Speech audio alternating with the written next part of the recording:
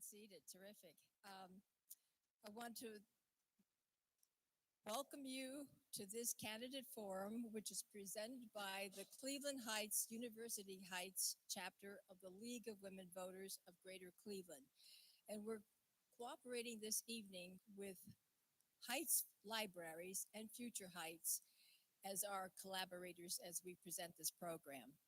We're delighted to welcome all of you that are here, those who are live streaming, and those who are going to watch this program in the future on the League YouTube channel. My name is Janice Foster. I'm co-chair of the Voter Services Committee along with my colleague, Betsy Tracy. I want to thank the candidates that are here tonight. It was a bumpy road, but you made it, and we're grateful. And we also thank the Cleveland Heights City for allowing us the complimentary use of this space. I also need to thank my chapter colleagues who are volunteering this evening. And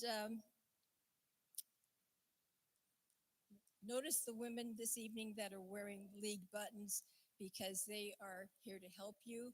Our process for this evening will also allow you to ask questions, of course, of the candidates, and you'll do so by raising your hand, okay? If you'd like to pose a question for one or more of the candidates, a league member will bring you an index card and a pencil. You'll simply write your question down. They'll collect that question, take it to our screening group, and the moderator will be given the final question. Logistics. If you weren't aware, there are restrooms and a water fountain outside in the hallway. And in the hallway, you'll also find, no, wait a minute, we've got a couple of league members that are here that I want you to be aware of.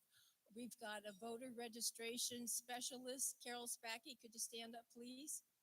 Okay, there's Carol, and next to Carol is Joan Spurl. She handles our membership questions.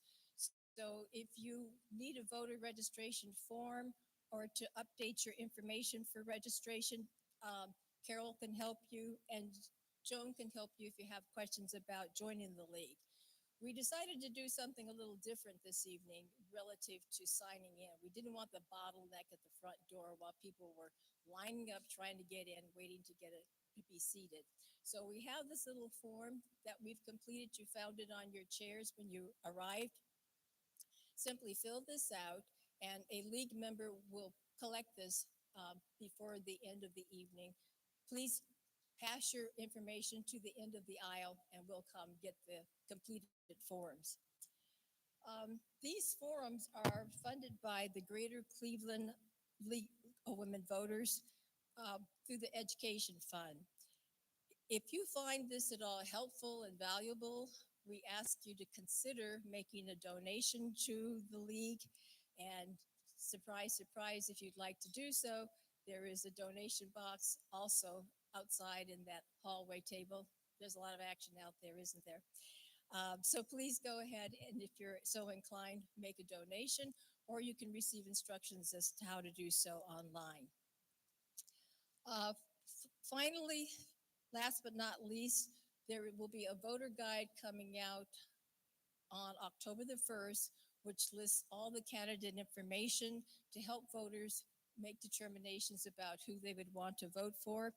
That information is also going to be replicated in the Heights Observer, the League website, the Future Heights website, and the Heights Library website. So let's get on with the evening. I want to again welcome you and introduce to you our moderator for the evening, our chapter chairperson, Wendy Deuring, who's been chapter chair for several years. And she's excellent at doing this. And I want to introduce to you again, Wendy Deuring.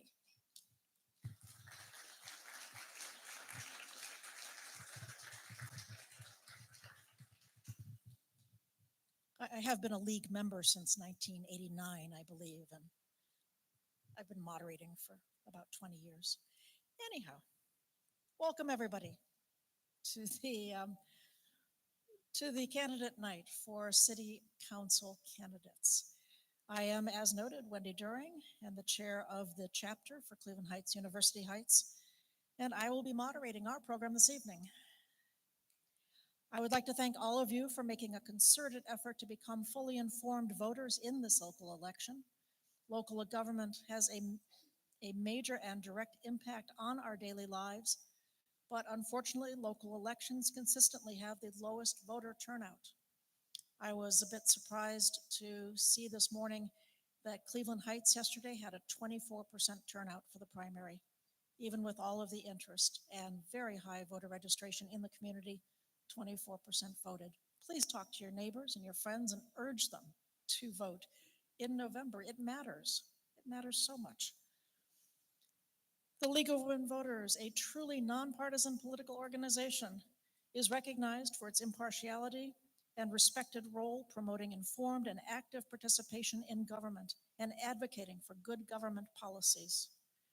The League is valued by both voters and by candidates and elected officials because it insists upon and makes possible the fair exchange and expression of views upon which democracy depends. Before we begin tonight's forum, some rules. We ask candidates and their supporters to refrain from wearing partisan items such as campaign buttons inside this room. Campaign materials may be placed on the literature table outside in the lobby, and you're free to peruse the literature table after the forum. This is a forum to hear and question the candidates. It is not a debate.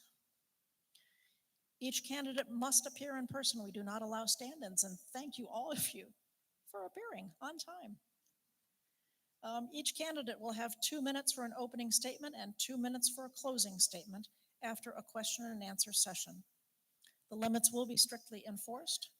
Our timer, who is seated slightly off center over there, will give you 30-second or 15-second warnings and a signal when your time has ended. Only written questions will be accepted, please. We do not take questions from the floor. Please raise your hand, as Janice was saying, if you want to receive a card to submit a question. You can also email your questions to heights@lwvgreatercleveland.org, and the mailbox is being monitored. We have league screeners who review the submitted questions in order to avoid duplication, to provide a diversity of questions, and to ensure readability and appropriateness. We will also not ask the questions tonight which are already in the voter guide. Those questions, the voter guide will not be out until beginning of October because we are running forums through the end of this month. The 4 questions for the mayors that are in the voter guide, which they have responded to, are: beyond the charter's basic role definition for council as legislative and for the mayor and staff as administrative, do you think further norms guiding council administration interactions are needed, and if so, what? 2, what do you think are reasonable levels of expertise to expect of council members in municipal finances, planning and development, and other core functions of municipal government? How can that expertise be achieved? Question 3, what actions would you take to foster a productive relationship with the mayor and the directors? What would you expect from the mayor?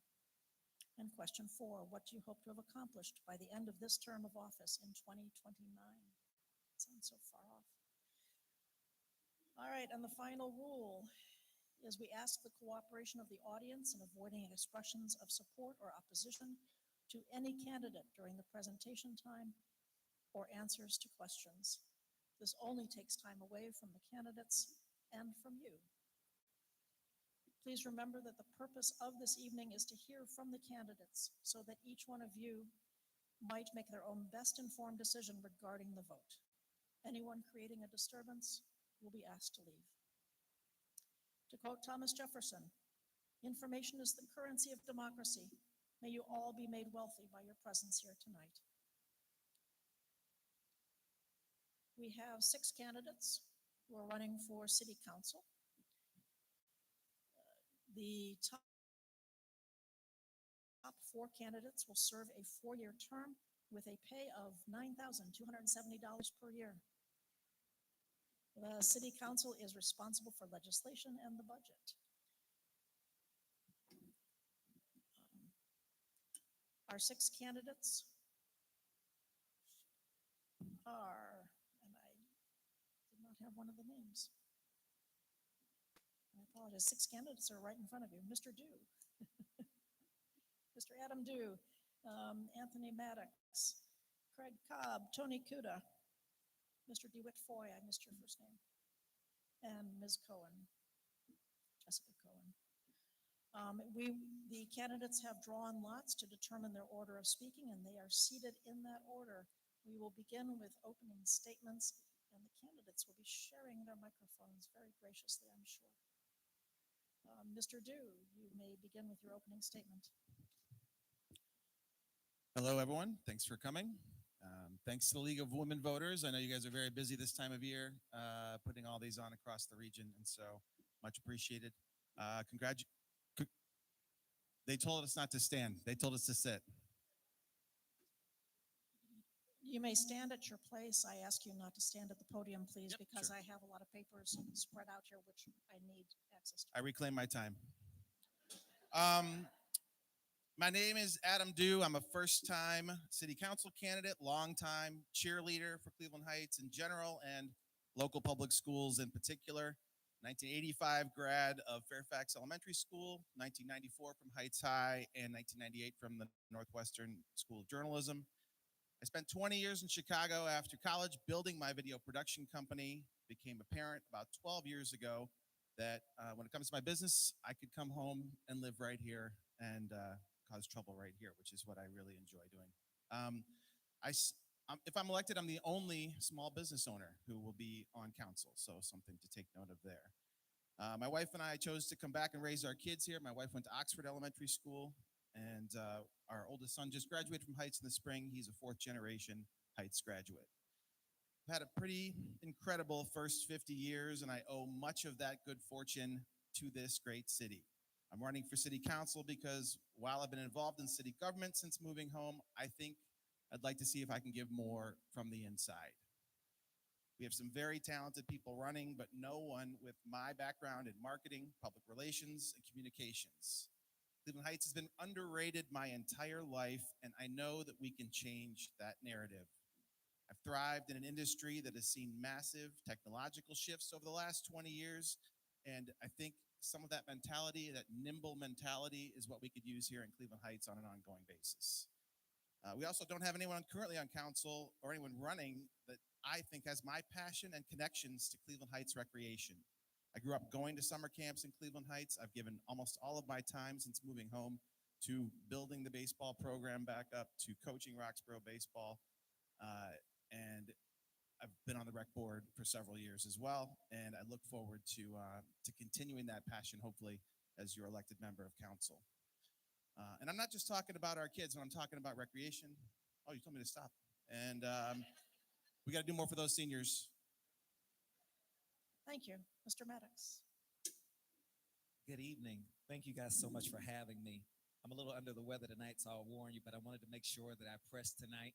I am a current city council member, wrapping up my first term. Just excited to be able to continue some of the work. I came here tonight to just express that I want to continue the work that I started tonight. For many of you that don't know me, I'm a Heights High grad, class of 2000. My wife right here on the second row. We've been together since 99, so 26 years of putting up with me with 4 kids in the district. I come from the Noble Road area. She comes from the Taylor Berkeley Road area, and we currently live in the Cedar Fairmount Coventry area. And so we like to say we've got experience throughout the entire city. My passion is community activism. I like to tell folks that I am not a politician. I'm an activist. I spend my entire day out in the community. I pastor and serve the Empowerment Church with a focus in activism and outreach in the city of East Cleveland. I spend a lot of my time in that Noble area in the north side of town, just talking about social services and justice services as well, and how we can kind of engage folks better. I'm running to continue what I started, and I'll just list these things out: transparency, community engagement, economic development, housing resources, multi-organizational collaboration, and legislative work. My experience is 10 years or 15 years rather at KeyBank in finance. My focus is workforce development, training development, organizational leadership and development, as well as risk assessment. So my focus is around organizations and structure and making sure that not only are they stable, but they're legal, making sure that there's a vision and staffing going forward. And so I'm excited to be able to share this information, continue to push the public in terms of community engagement, making you aware of what's happening inside of City Hall and making sure that we're hearing from you. And so again, I'm excited about the conversation tonight, and thank you so much for having me. Thank you for hosting. Thank you very much. Mr. Cooper?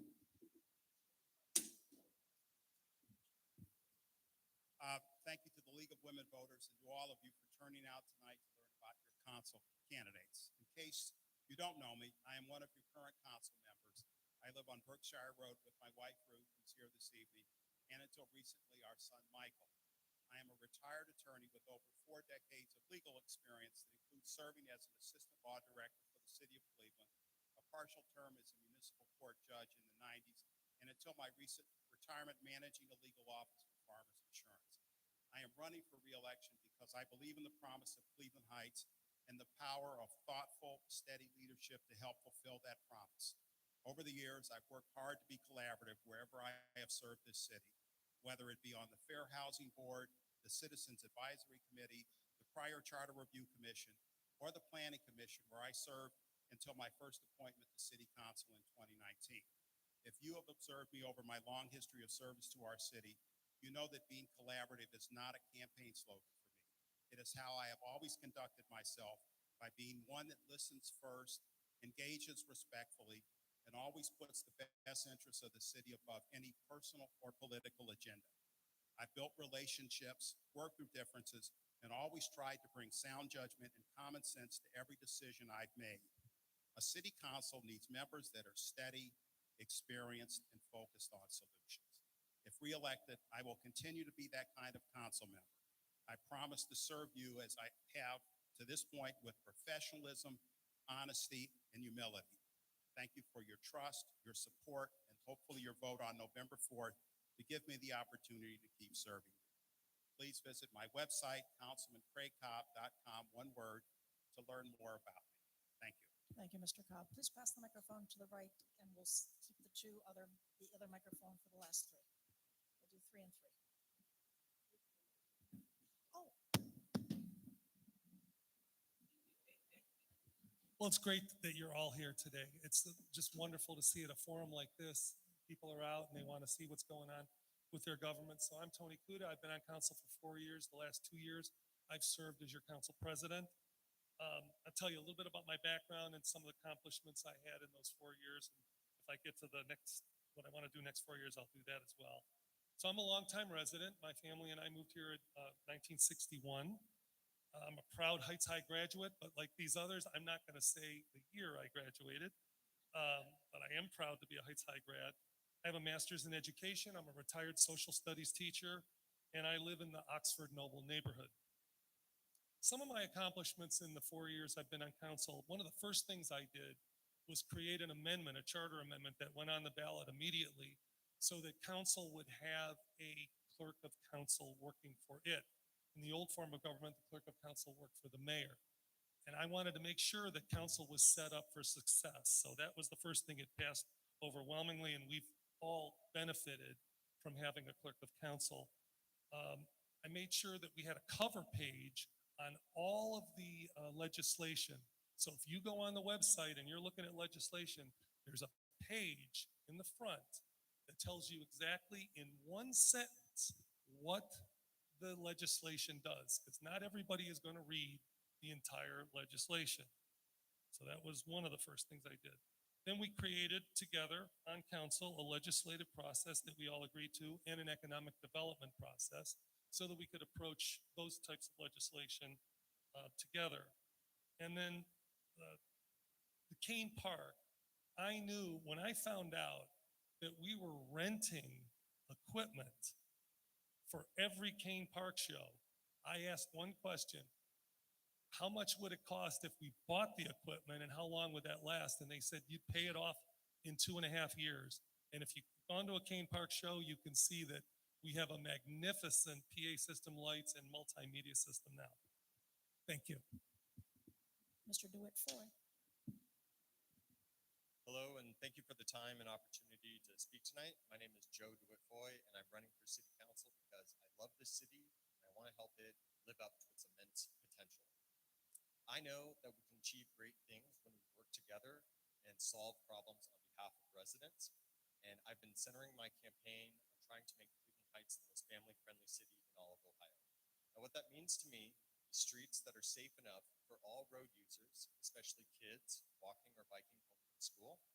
That looks like pedestrian safety improvements in our school zones and business districts, and traffic calming to stop the dangerous speeding through our neighborhoods.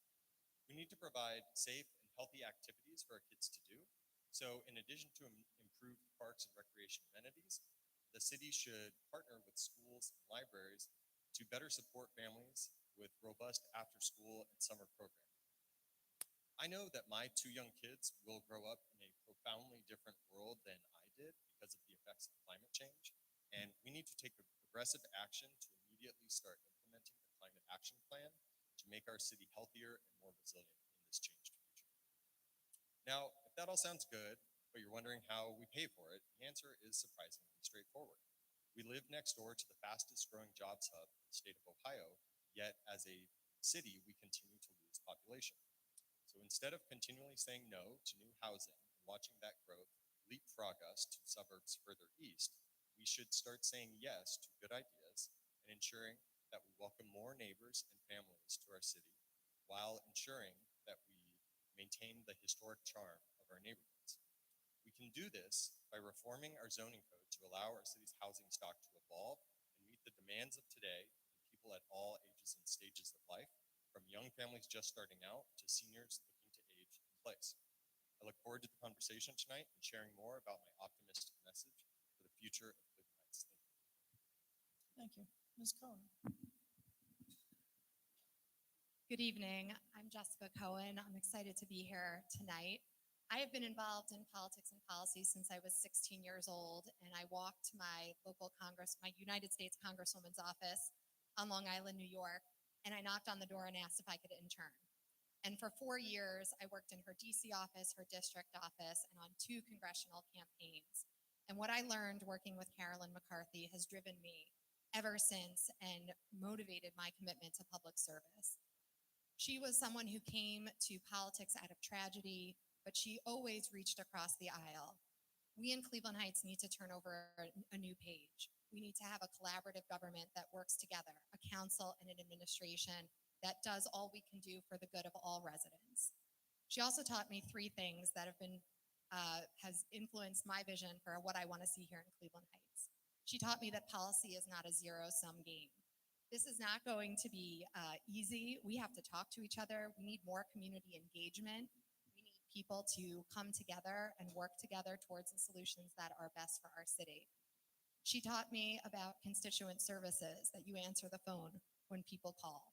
And I am looking forward to repairing not only the mutual trust that we have between residents and government, but also restoring basic city services and ensuring that our city is not only budgeted at the amounts we need, but staffed, working with the next mayor to make sure that our city is staffed for citizen needs.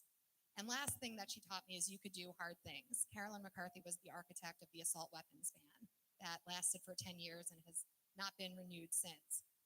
We're gonna have a lot of hard work to do in the next few months to repair our city and revitalize all of the assets and the services that we hold dear. I'm excited for that challenge. I look forward to telling you more about me, and please visit my website at cohen4chcouncil.com. Thank you. Thank you. All right, now for the question portion. By the way, I talk about that we screen the questions to make sure that there aren't duplicates and to make sure we can read them all. The mayoral primary, we received 150 questions submitted for that night. We were able to ask, I believe it was 17. So there were a lot of questions that did not get asked or got summarized into a theme question. We ask as many as we can. We do not do this to silence anybody. But we thank you very much for submitting questions. If you want to submit a question and haven't yet, again, just raise your hand and one of our question runners will bring you a card or pick up your card and turn it into the question screeners.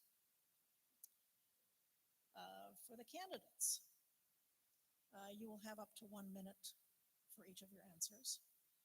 I have a process, which some of you are familiar with, where the first question, I start with the first person and I go down the row. The second question, I start with the second person and go down the row and end with you, and so on and so forth, so that everybody gets the joy of answering the question first and the joy of answering it last and trying to still come up with something new and interesting to say.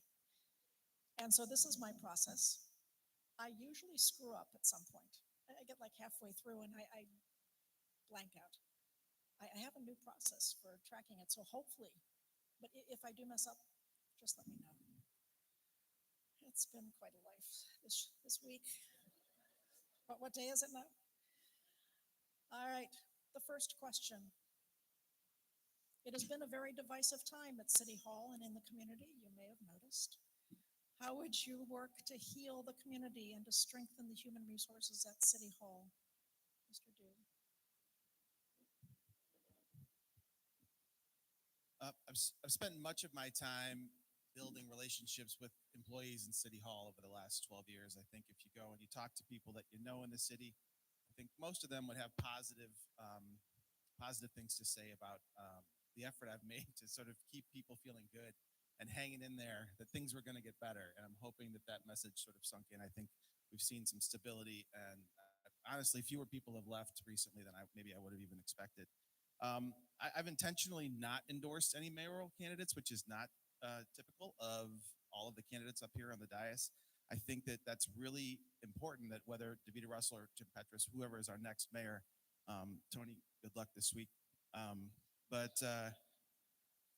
think it's important that everyone starts with the freshest slate possible, and I think I've made an intentional to do that.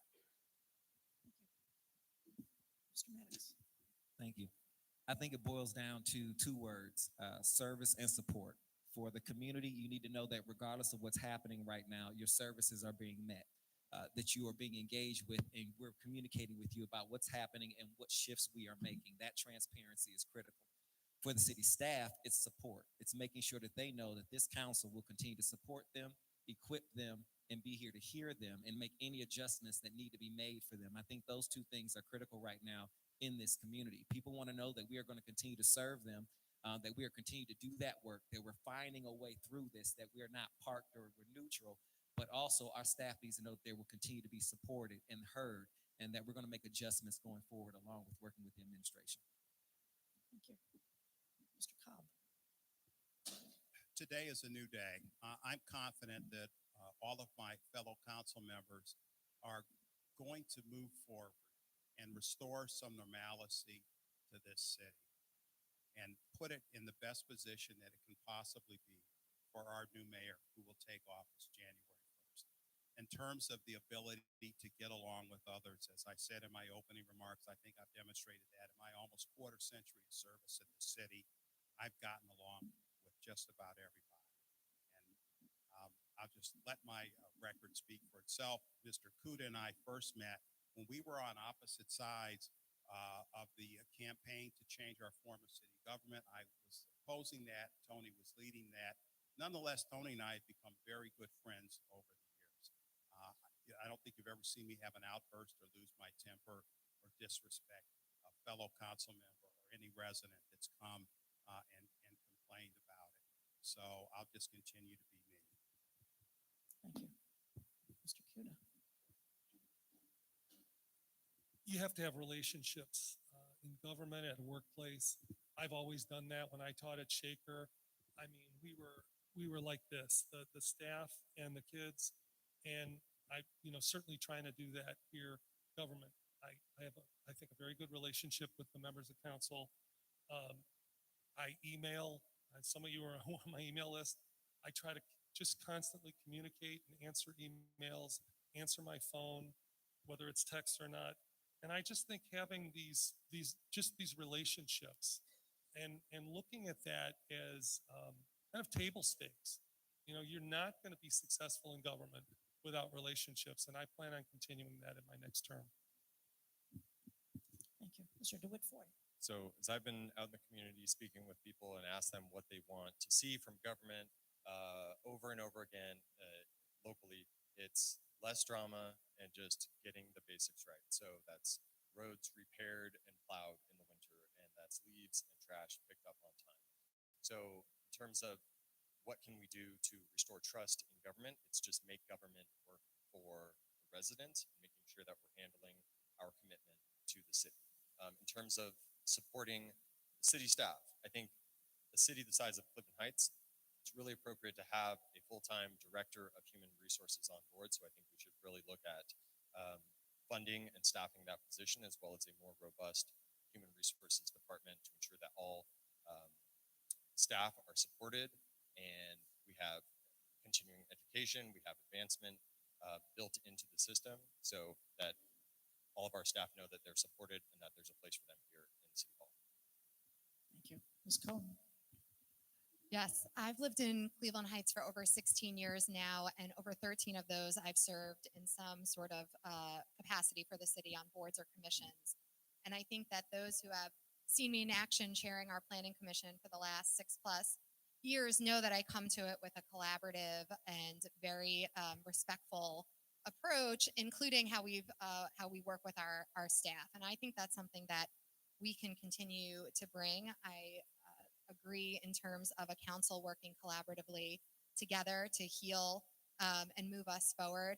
And in terms of our staff and our human resources, I've managed a lot of teams. I've had teams report to me, and I think it's going to be most important to make sure that our culture is healed by working with the administration, but also by ensuring that our budget allows for the amount of staff. There's nothing more demoralizing than having to cover numerous people's jobs, and our staff is not getting paid what they really should be. So that's something I want to work on. Thank you. All right. Mr. Maddox. What do you feel is the proper role of a city administrator, and how should that person interact with city council in your view? I think the city administrator role is one of the most critical in the city, in that you're working alongside the mayor, not just to strategize and build vision, but also to work directly with the senior leadership in terms of the city staff. And so that day-to-day operational work that needs to happen, what's happening in the police department, in the fire department, in our services, that collaborative work, I think, is really where the city administrator needs to focus. And I also think that role, not just what they do, but how they do it matters, because you're going to be the face of our city to those senior staff members and how things are going to be communicated. And so I think that role plays a critical part in terms of articulating the vision, helping to build strategy along with the mayor, making sure that there's communication with council so that it's clear what's happening, but also making sure that the staff has that trust for that position. I envision the city administrator as someone that, even if something happens or shifts with the mayor, that's someone we should be able to count on in terms of institutional knowledge, in terms of that experience. It shouldn't be a revolving door. And so I'm hoping that the next city administrator is someone that we can really fill in that gap. Thank you. Thank you. Mr. Cobb. Yes, I think the title speaks for itself. Our city administrator is the person that is responsible for administering the day-to-day operations of the city so that our mayor can focus on the big picture and set the policy for the city. I think that's been a failure over the last 3 years, and I'm hopeful that our next city administrator will in fact be someone that is given the full power and authority to administer the day-to-day operations of the city. And like Council Member Maddox said, I hope we can start a tradition like Shaker Heights had a city administrator that was there, I think, for decades through numerous mayors and city councils. And that's the kind of continuity and institutional knowledge that this city really needs to start to develop. Mr. Kuda. So council confirms the city administrator, the mayor picks that person, but we confirm that person. One of the reasons I promoted a charter change in the language in the charter about the city administrator was because it didn't say that the person that the mayor hired had to have experience in municipal operations. So that is, I mean, to me, something that has to be. And that's what I would look for first. And then, of course, you want that person, as the Councilman Cobb said, to run the day-to-day operations so the mayor can do his or her job. We also want the city administrator to keep council informed. There's a place in the council agenda for a city administrator report. And that's when council should be hearing from the city administrator about how certain projects are going. Right now, we don't know how the rebuild is going at Cedarly Meadowbrook because there's nobody to report that to us. Thank you. Mr. DeWitt Foy. All right, so to reiterate, the role of the city administrator, in my view, is to run day-to-day operations, to free up the mayor for big picture visioning, setting the tone of the city, community engagement, etc. How a city administrator can most effectively work with council is by keeping council appraised of projects early on up through completion, and not only coming to council when something needs to be passed, but keeping council up to date and informed so that council can anticipate anything as it's changing, can step in if additional funding or changes to any legislation are needed, but not to be surprised. So in addition to the council meetings and the space for the city administrator, coming to council committee meetings and keeping council informed throughout the process so that everyone knows what's going on. Thank you. Ms. Cohen. Thank you. I served as vice chair of the first not the first charter review commission, the first charter review commission that occurred in my lifetime, which was in 2017. The one before that was before I was born in the early 1980s. And the one thing that I learned throughout that process that was so compelling was the Shaker Heights model, where you had a mayor and a city administrator working side by side. And it's precisely what Councilman Cobb articulated. And that is 100% aligned with my vision.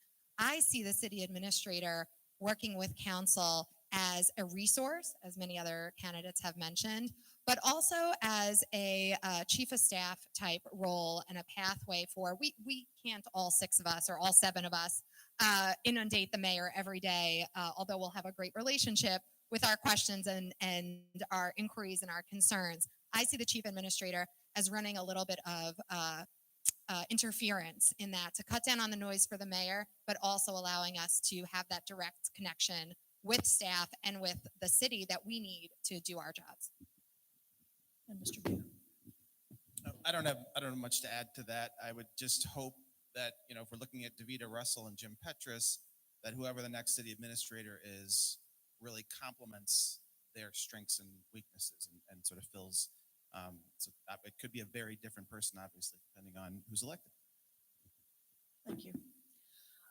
People are watching this forum online as well on a live stream, and we are hearing from them that some people are harder to hear, especially Mr. DeWitt Foy. Please speak more directly into the microphone so people can hear online. Thank you. Mr. Cobb. By the way, there will be charter amendments on the November ballot to revise the Cleveland Heights City Charter. It will appear as a single issue. We will have a forum for that on Thursday, the 25th, along with no, I'm wrong about that. I'm sorry, next Wednesday will be the issues forum along with the 2 mayoral finalists. But we do have a charter issue question. Do you support the charter amendment that's on the ballot, and if so, why? Yes, I do. Our current charter that we've been operating under was a charter that was designed for a city manager form of government. The charter that will be on the ballot in November is a charter that is specifically designed for the current form of government that we have right now. It does add some checks and balances that are missing from the current charter because, again, the charter we have now never envisioned that you would have a mayor and a city council under the old form of government. And when I originally went on to city council, we had a city manager, and basically the city manager had to do what city council wanted it to do.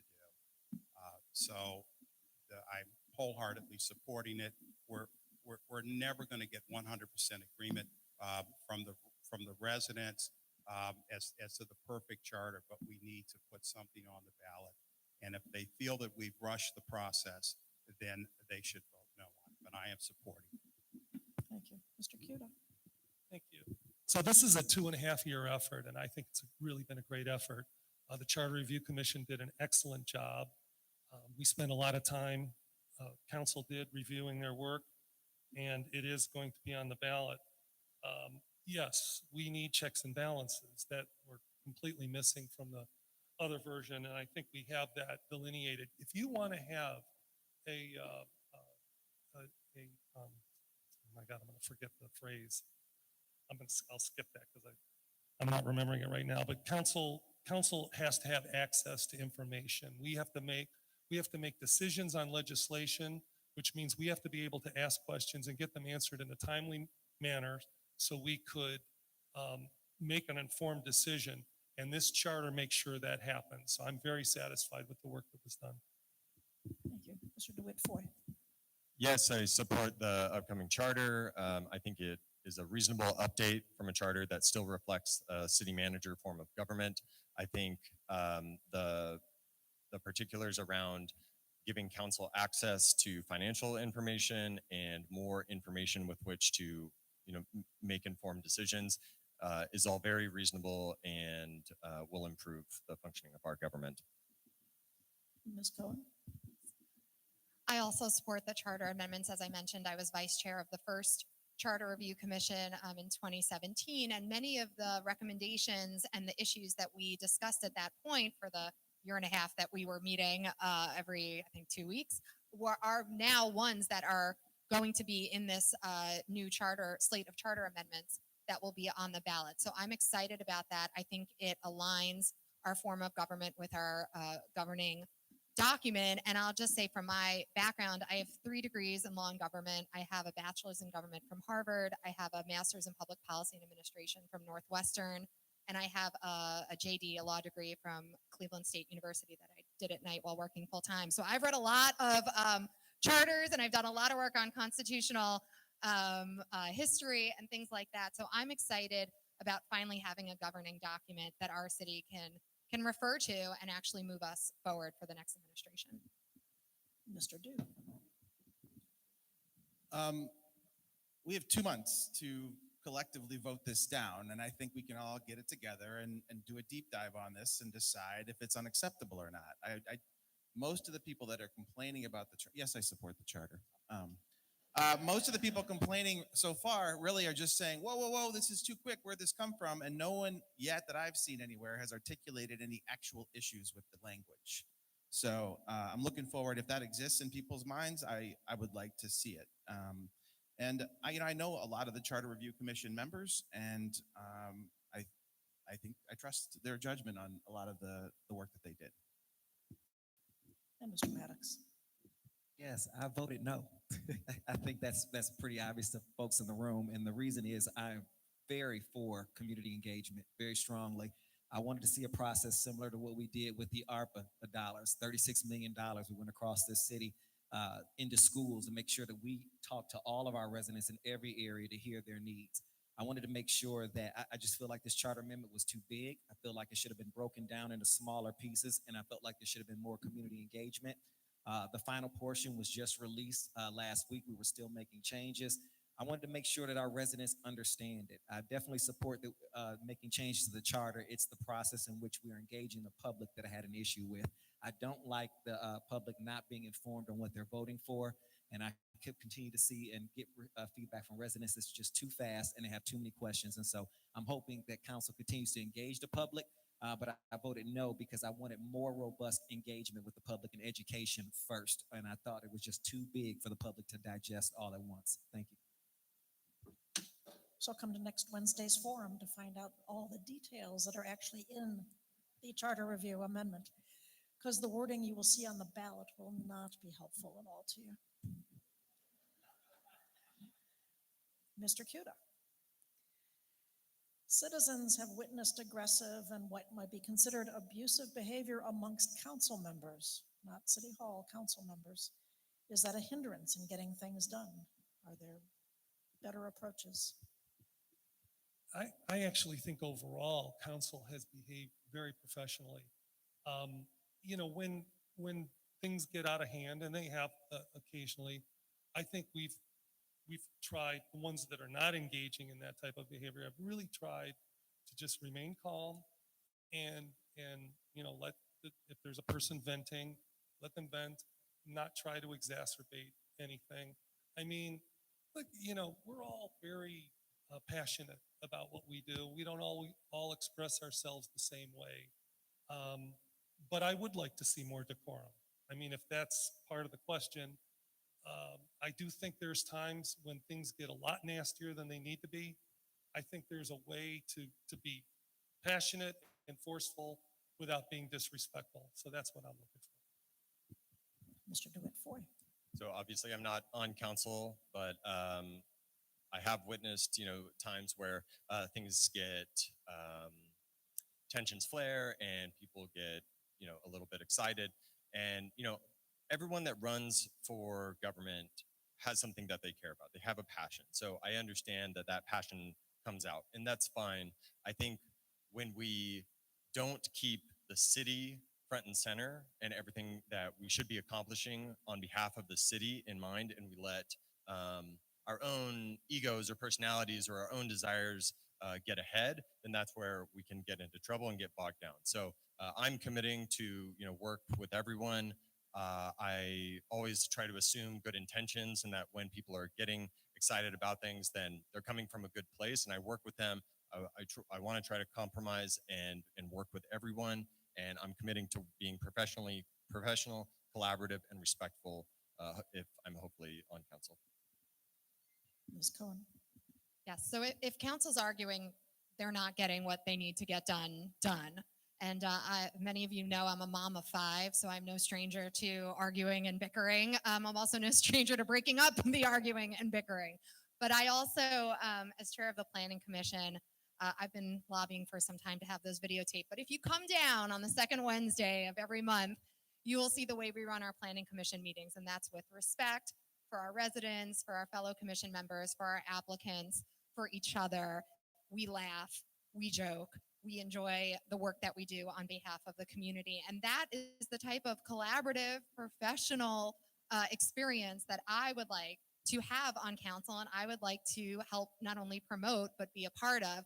That's a big motivation for why I'm running, because I think I can bring my experience and skills to putting that into effect on council. So I'm excited for the opportunity to turn over a new leaf.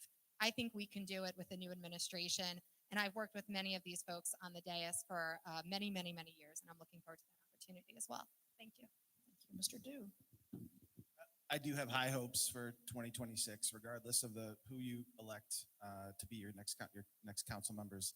As I said earlier, I have also focused on good relationships with everybody that I meet in this city, and so I think, and that's a big reason why I'm running. Honestly, is because I do watch the council meetings, and I do know that it's really holding us back, the dynamic, and you can't just sort of roll out the same crew and expect a different result necessarily.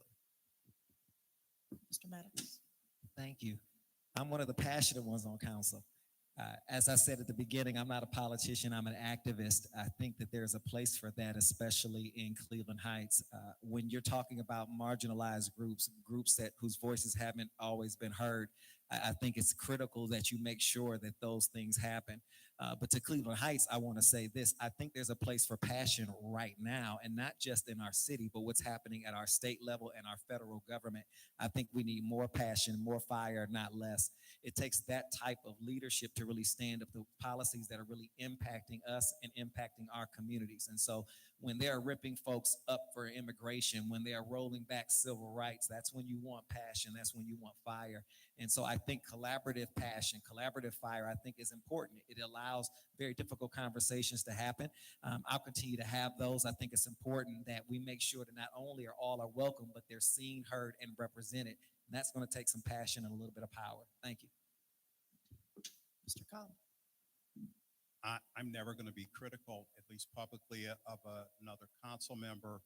I think that anything that has ever happened that has been a disturbance in our council chambers, either out in the public or back in our committee of the whole, has come from a good place and because someone is passionate about a position that they take. My view on that is we're answerable to the public every 4 years. If you do not like a council member's behavior, then you speak at the ballot box. And for those of you that are in this room that are old enough to remember the days of George Forbes being the council president and throwing a chair and punches at Jeff Johnson, we're pretty tame. It's setting a pretty low bar there, but thank you. Mr. DeWitt Foy, what is your position on providing or expanding funding to low-income Heights residents, and how would you pursue securing such funding? What do you think the let's end there. Low-income assistance.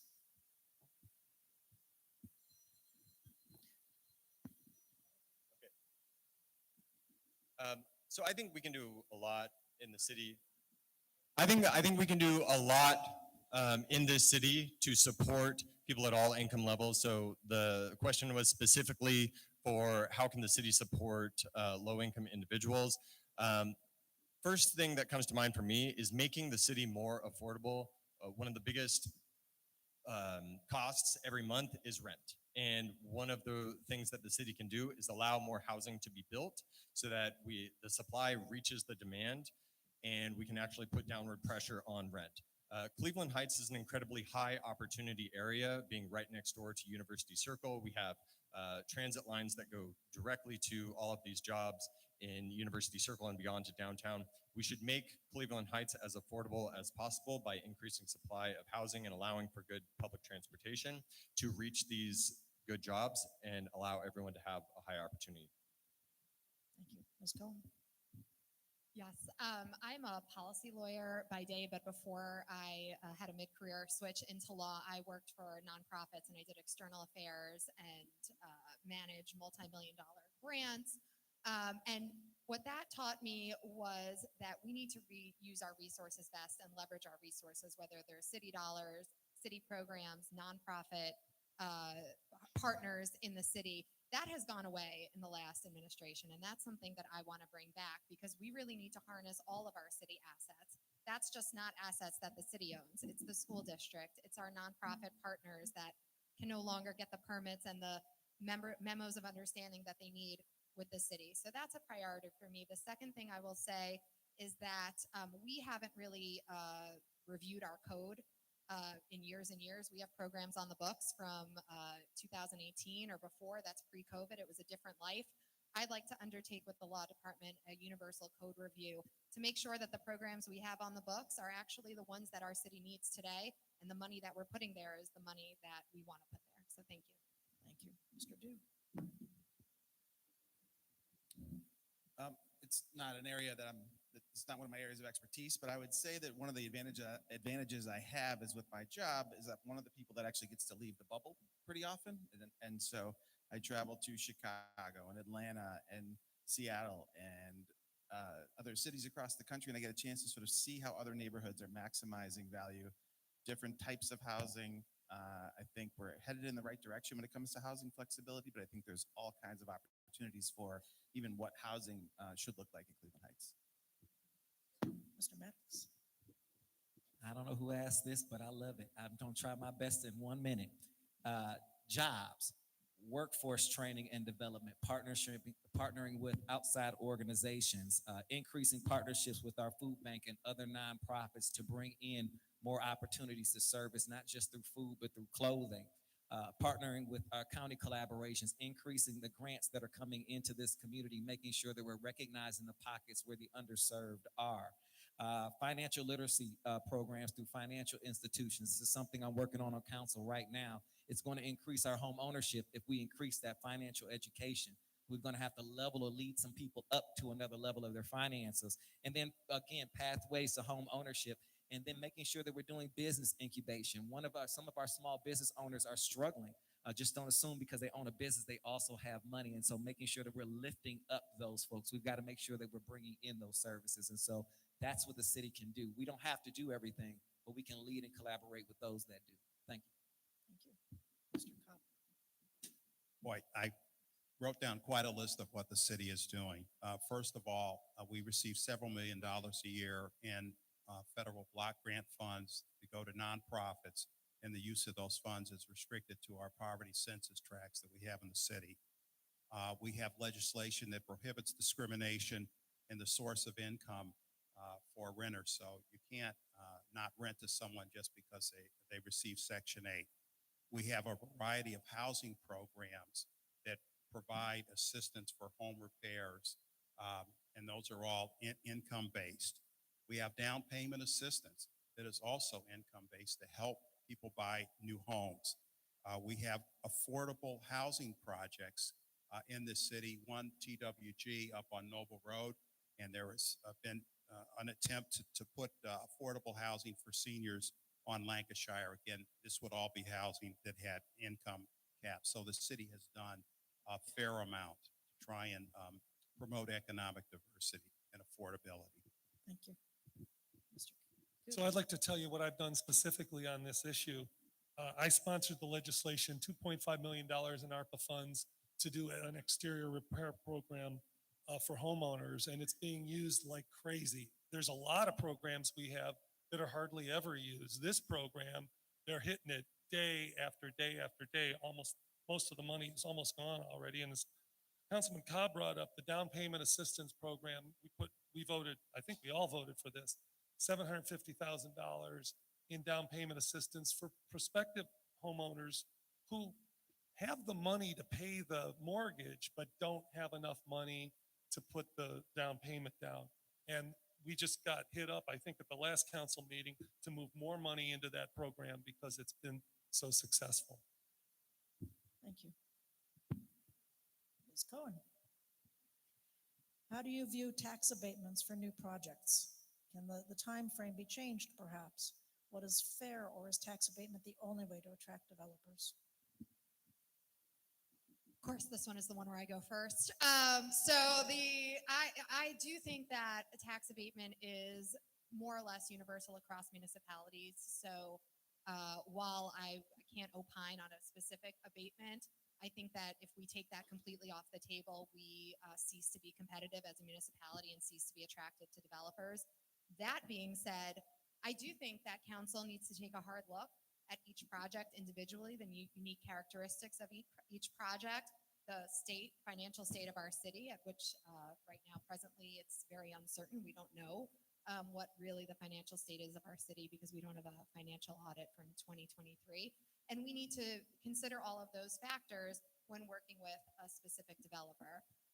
And I'll just say the last thing on this is that Cleveland Heights has developed a reputation as not being attractive to developers, and we end up in a position where we feel like sometimes we have to take what we can get. And I'd like to see that change. I think my experience on Planning Commission will bring that to the table. Thank you. Thank you. Mr. Dew.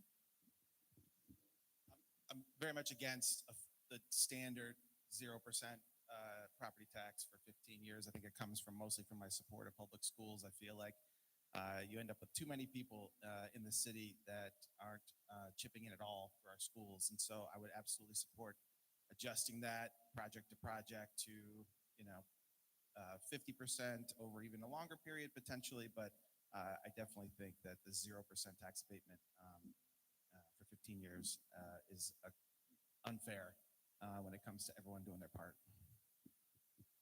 Mr. Maddox. Prior to being on council, I served on the planning commission with two of my colleagues here for 6 years, and then as planning and development chair on council for another 2 years. And I can tell you that tax abatements have made a difference in several of our economic development deals. However, I do think that they need to be looked at on an individual basis. But in terms of leveraging what we have here in the community, it's not something we can remove ourselves from.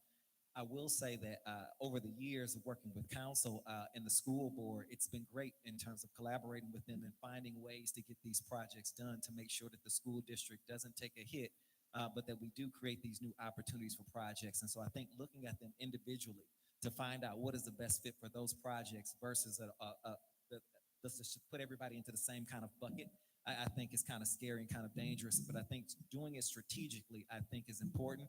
But also making sure, again, that working alongside with our school district, that it makes sense for the entire community as we're doing this. But I think continuing to attract folks this way, I think, is extremely important. Thank you. Mr. Cobb. Sure. I don't recall the exact specifics right now, but the city has a map that is broken down geographically wise and largely based on the economics of each district. So there is some tax abatement that is mandated by state law, and it varies. I think the minimum is 15 years. There may be a provision for 10 years. So there is some building that we have no control over. Where council approval is needed is if there is tax abatement that goes for more than 15 years. One thing that is being discussed right now is the Park Synagogue development, and the first project that they are proposing to do as an apartment building, and that is going to have 15 years of tax abatement. That's without any council approval. If they need to go beyond that, they'll need our approval. But to answer the question directly, I do believe in tax abatement when it's necessary to get a project done, and we need to be collaborative with the school district to do that.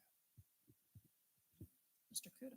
I want to give a shout out to Eric Zamp in the planning department, because if you've noticed, the last 5 years have not been anything like the 5 years or 10 years, 15 or 20 years before that. We have economic development going on. We have really good projects. The one thing I've noticed, though, is that in South Euclid, our neighbors, very close neighbors, they're doing all kinds of projects there too, and they never go over 5 to 10 years. Never. And it makes me wonder with all, I mean, what's supposed to happen is the more economic development you have, the more demand there is. With that demand, we should be able to drive a harder bargain. I'm looking for a mayor who's going to be able to do that kind of hard bargaining, because that's what we need. Mr. DeWitt Foy. So there's a couple of things that we can talk about. One, the city has a citywide CRA, or Community Reinvestment Act, specifically to residential buildings. So for homeowner occupied buildings, there's a varying degree based on where you live, whether if you put money into your home, whether you can recoup some of that in a reduced tax. So one thing that I would propose is that we make this citywide. If you own a home and you're investing in your home by either an addition or potentially building an ADU in the backyard, we're not going to penalize you by charging you a higher tax rate. So I would push for a citywide CRA. Right now, it's confusing and it's by neighborhood. When talking about larger developments, that's case by case. But one thing I would offer is for the city to zero out its own property tax, or its portion of the property tax, and suggest that we keep the schools whole before we ask anything of them. Thank you. Well, speaking of the Park Synagogue, that was the next question that was in my hand. What is your interest, what are your thoughts about the Park Synagogue arts development and its importance to the community? Mr. Duke. Well, it's really, really exciting. The council members who are more in tune with the actual negotiations can speak to the other stuff. But to me, the thing that excites me is the opportunity to maybe have a UNESCO World Heritage Site here in Cleveland Heights, which is, I know what they're using the synagogue to apply for sort of a broader UNESCO designation by the designer, which to me would help draw people in. And I'm excited and I'm hopeful that the deal is going to get done really soon. Thank you. Mr. Maddox. Thank you. The entire city council is actually in the room tonight, so I'm going to be very careful how we kind of word this. I see us all here, and so I will say I support the project. I'm excited to move this project forward. I know that there are some questions and some conversations that still need to happen between the parties, but I will say to the public, I think it is critical that this project goes forward. I think it's transformative. I think it speaks to the type of community that we are, the type of developments that we want to have moving forward. It creates opportunities not just for the arts and to have a hub here, but also to increase our housing, the type of housing that we're talking about, and bringing folks into our city. And I think it opens up an opportunity for the greater public to have and experience something that maybe they just haven't before. I think it's just a beautiful opportunity for us to partner and get this done. And so I'm hoping that the council and administration can continue to work with the city and the developers to get a deal done that works so that we can all enjoy this. Thank you. Mr. Cobb. I am supportive of the project. It is unfortunate that some of the negotiations became public before City Council had signed off on them. That should never happen. I am also unhappy that this developer, a for-profit developer, has undertaken a social media campaign. I just find that a little distasteful. Let's negotiate the project. We have lawyers that have been retained to do that, and the lawyers should be negotiating it.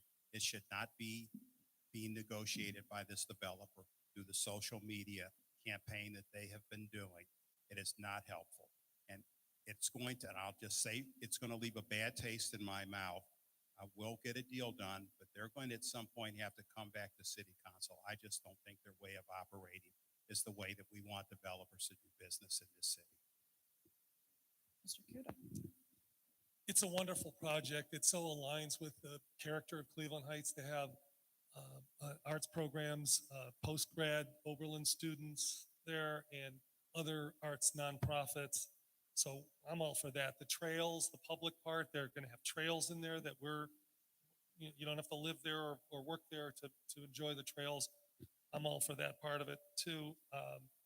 And right now the lawyers have it. They're working out the details. I'm confident that they'll get it done. I'm really excited about this project, both the cultural and arts hub. I hope to be able to bring my kids there for programming, for events, for classes. I'm also really excited about the housing, the additional housing on site, and more diversity of housing that can be built on site. I think this project is emblematic of some of the points or questions that came up earlier. Cleveland Heights doesn't have a great reputation as a place that's easy to build, and I think we have to get to yes on these types of projects, despite the barriers, despite the challenges, and we have to get to a place where we can actually move them forward and allow these transformative projects to take place in our city. Ms. Cohen. I'm limited in what I can say on this project because it will continue to come before the Planning Commission, and I am very careful about not continuing to be neutral until we hear those conditional use permit cases. In fact, they're coming tomorrow at 7 o'clock at Council Chambers, so you can join us if you want to hear more. But I can talk about what we have done on Planning Commission, which I was very proud of, is that we created an overlay zoning district, and we're very expansive and particular about the uses of this site because it is one of those once-in-a-lifetime development opportunities. And as a member of the Jewish community in Cleveland Heights, as someone who's been in that synagogue for community events with my kids, my daughter took dance classes in there for a little while. I am truly thrilled that we were able to approve the conditional use permit for the restoration of the synagogue itself. It truly is a special building about the history and the character of our city, and I'm very excited that it will continue to exist and be respected and restored to its former glory. Thank you. I think you made news with this 7 o'clock tomorrow. Is that 7 a.m. or p.m.? It's 7 p.m. 7 p.m. Yes, yeah. 7 a.m. I'm getting my kids off to school. No. All right. Very good. Mr. Maddox. Hi. We received 5 or 6 questions regarding immigration in Cleveland Heights, including this one from the Cleveland Heights for Immigrant Rights organization, which has submitted a proposal to City Council that was discussed at the Committee of the Whole. This proposal would create a pilot program providing free legal counsel for up to 15 immigrants from our city over the next 2 years, based on similar models from New York City and Chicago. What is your opinion of the proposal? I love it. I'm a strong supporter of it. Myself and Councilwoman Larson have agreed to meet with the group and have a conversation about this. One of the first things I want to do is bring the group back in so that we can hear all of this, the details, the financing, so you can see this conversation and make sure that we have that conversation publicly. And so I'm looking forward to supporting this. I want to support all 9 points. I understand some of my colleagues would like to do the first one and lean in that, and I'm completely happy with that. But I do think we need to do something. Hopefully, I have enough time to say this. Some of our residents are concerned that if we do this, it'll be punitive in terms of what the federal government might do because we're stepping in. And I will continue to say that Cleveland Heights leads. We don't lead from a place of fear. And so if we're going to say that all are welcome, they also need to be safe and protected. That means we have to stand up. And if it's a matter of cost, we already have organizations who are willing to step in and say, hey, we want to invest in this pilot with you. And so I don't think this is something that the city will just have to lift on its own, but it is something we have to lift. And I refuse to back down from that. Thank you. Thank you. Mr. Cobb. I met with the organization and I expressed it and the concerns that I had about it. One was whether the city could afford it.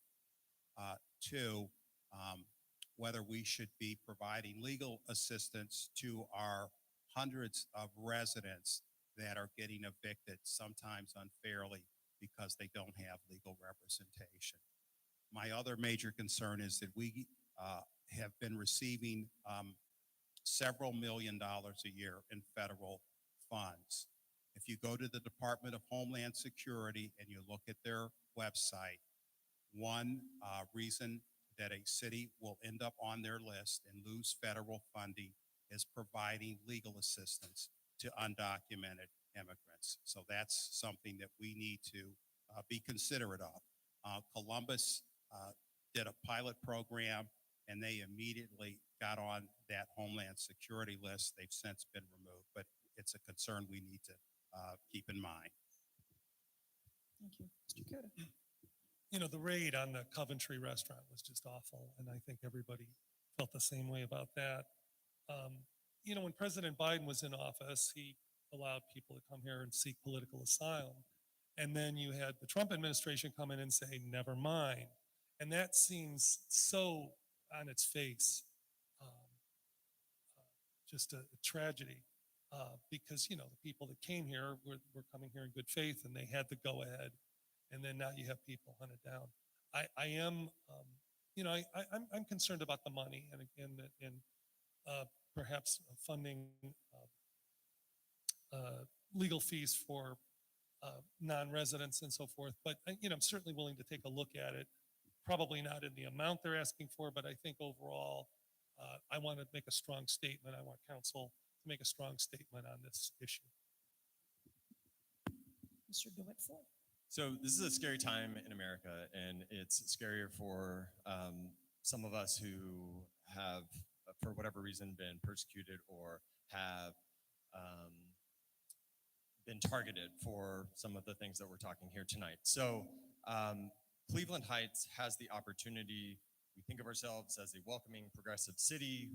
Our motto, all are welcome. I think we do need to get behind and stand up for that. Regarding this proposal, it's a recent proposal. I need to study up on all the specifics, so I'm not going to take a stand for or against tonight. I'm in support of all ways that our city can support residents here in Cleveland Heights, regardless of their immigration status. I think that we need to stand up for our beliefs, and whether that's this proposal or something similar, I'm willing to work with these organizations, hear them out, and come to terms with something that we can do to support these people. Thank you. Ms. Cohen.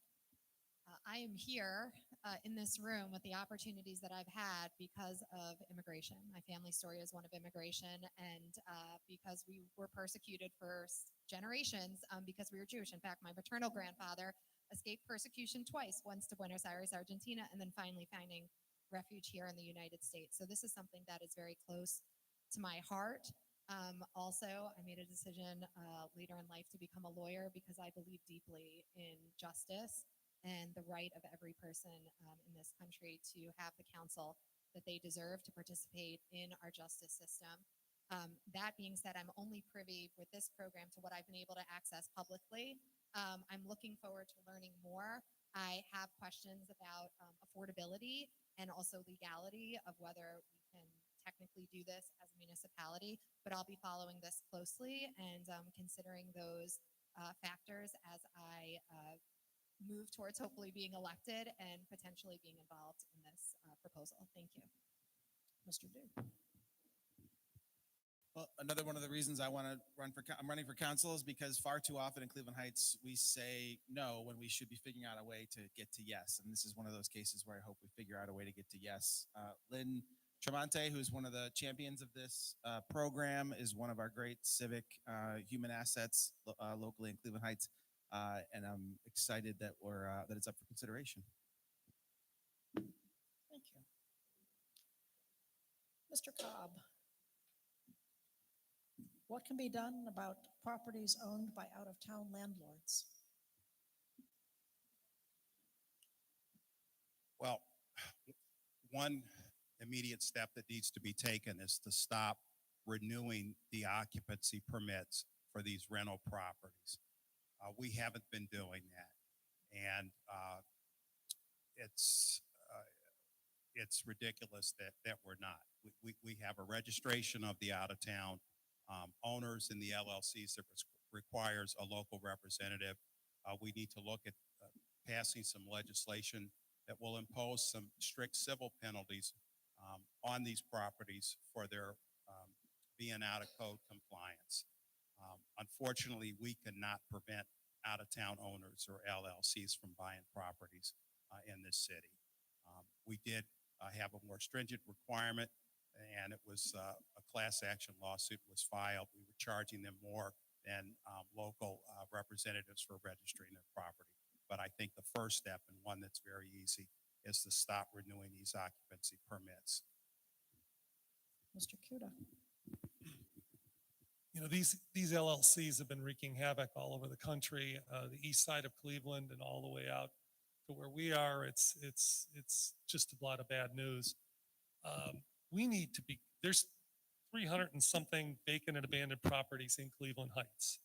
We need to be getting these properties from the county land bank, bringing them to our land bank, and then giving them to our nonprofits to rehab. And we do some of it. We do a very small amount of it. We need to do it on a much bigger scale. We are working on ramping this up with our CIC. I don't have time to explain what that is, but the main thing is that when these properties are turned around by our nonprofits like Future Heights and so forth, we make sure that it's owner occupied only. We don't sell to LLCs, and that's the way to do it. Get it before it goes to sheriff's sale in the county. Grab the properties and give them to our partners, Thank you. nonprofit partners. Mr. DeWitt Foy. So in addition to thinking about restricting certificate of occupancy renewal, if we go that route, we do need to put in protections to ensure that tenants are not being evicted punitively during that process. But I do think that can be a powerful tool. Additionally, I think, as President Kuda was saying, we need to be looking at ways to develop these hundreds of lots in our city, get more homes into the market, and then provide pathways to homeownership.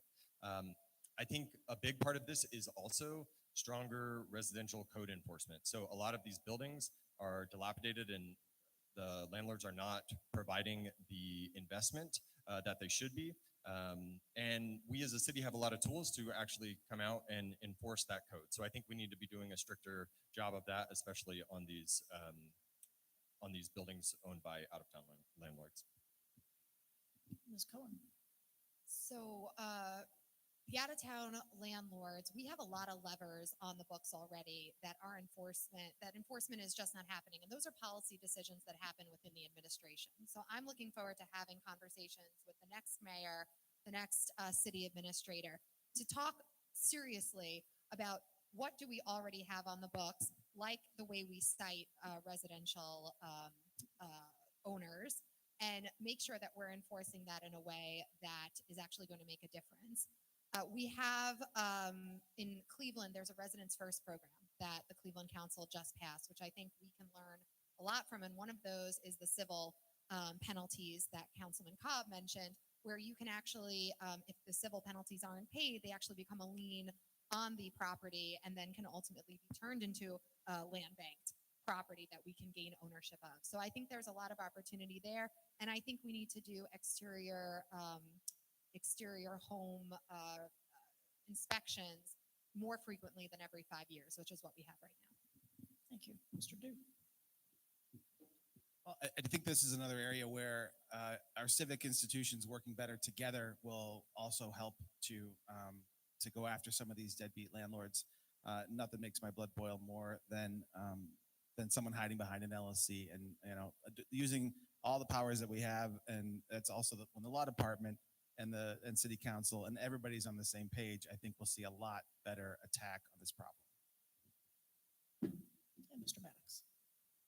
I've spoken briefly about this during some of the finance meetings, but I have this radical idea that I want to take in terms of, it's called wraparound impact. The city owns these properties, or they're in the county land bank. We've got them in our own land bank. Not to mention we have our CDCs in the community, and we have the ability to do our own programming here. We also have our HRC there ready to support folks. Plus we have the residents, and it's time for us to take those things and put them together, and we can really block some of these outside folks from coming in and doing the purchases. If we can put our own residents through programs, get them through financial literacy programs, and prepare them to own homes that the city already has, either in their land bank or through a CDC, we have shut out those outside folks from getting these properties. And we have now taken people who've already lived here, who pretty much who want to own a home here already, and we're providing an avenue for them to do that. And so I want to create a pipeline through our own residents to be able to train them, prepare them for home ownership, and then say, these are the homes that we already have in the city for you to take a look at either through us or our land bank. Thank you. Thank you. Mr. Cuda. The gist of this question is to describe your understanding of what is and is not the proper use of public money. And the questioner relates it specifically to the Peace Building, or the Coventry School, former Coventry School building, a building that housed private nonprofits and was not open to the public, but was funded through public funding at the insistence of City Council, according to the question. Oh. We went through a heck of a battle with that particular question. Look, the school district, the school board decided to give the Coventry Peace Camp, the school board gave it to the library board, and the library board decided to rent to about 10 or 12 arts organizations and community type organizations. It's not a bad idea, when you have a building like that and it's, they shut down Coventry School, to do something with it other than just knock it down. I do have a problem with the way that all played out, but what probably should have happened is that there should have been a way to figure out how the organizations could have banded together and possibly been given the building and tried to work that out themselves. But unfortunately, I'm out of time. Mr. DeWitt Foy. So I'd like to broaden the question a bit to talk about all city assets. So in addition to our budget and what the city can do to support arts organizations or new businesses to open up in terms of economic development, how we can grow the pie within our city, both in our municipal budget, but also city resources broadly. I would also like to look at all of the assets that the city has, including, dozens of surface parking lots that are underutilized that could potentially go towards a better use, and maybe develop those, bring in new neighbors as we build on those city-owned assets that are currently underutilized. The same it can be a self-fulfilling prophecy or a cycle, a positive cycle, if we can put these assets to better use, bring in more people, grow our pie, have more resources to then dedicate to other arts and nonprofits and local businesses for economic development. So I'd like to see more of that. Thank you. Ms. Cohen. What we haven't done very well here in Cleveland Heights recently is look at our city holistically. For me, it doesn't matter to any of you as residents who owns the property. It matters what's happening with the property, particularly if you're next door to that property or across the street from that property.